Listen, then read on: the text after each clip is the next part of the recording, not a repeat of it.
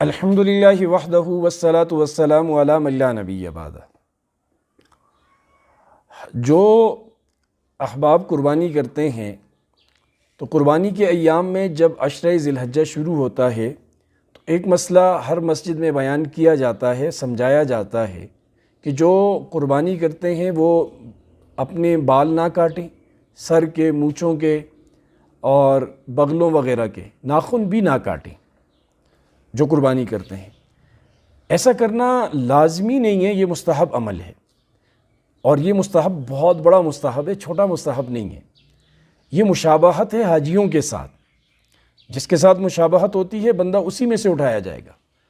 حاجی ان کاموں سے روکا ہوا ہوتا ہے شریعت نے، اس نے بال نہیں کاٹنے، اس نے ناخن نہیں کاٹنے، تو ہمیں بھی یعنی جو قربانی کرنے والے ان کی مشابہت سے اسلام نے یہ تعلیم دی ہے کہ قربانی کرنے والے بھی ان 10 دنوں میں ایسا نہ کریں۔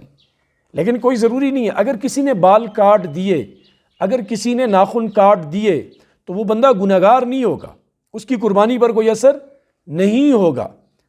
ہاں، جو لوگ ایسا کام کرتے ہیں موبائل وغیرہ کا، یہ گریس وغیرہ کا، جس میں گندگی وغیرہ زیادہ رہتی ہے اور ناخن بڑے ہوں تو برے لگتے ہیں، تو ایسے لوگ کٹوا دیا کریں، بال بھی کٹوا دیا کریں، ناخن بھی کٹوا دیا کریں، نہ کاٹیں، صفائی رکھ سکیں تو بہتر ہے۔ یعنی اگر کوئی ان ایام میں بال نہ کٹوائے، ناخن نہ کٹوائے تو حاجیوں کی مشابہت کا بہت بڑا اجر کا وہ مستحق بنے گا۔ لیکن اگر کسی نے کاٹ دیے، ناخن کاٹ دیے، بال بنا دیے، مونچھیں بنا دی، تو ایسا بندہ گنہگار نہیں ہے، بس وہ جو ثواب ہے اس سے محروم رہ جائے گا، اس پر کسی قسم کا گناہ نہیں ہوگا۔ اللہ پاک عمل کی توفیق نصیب فرمائے۔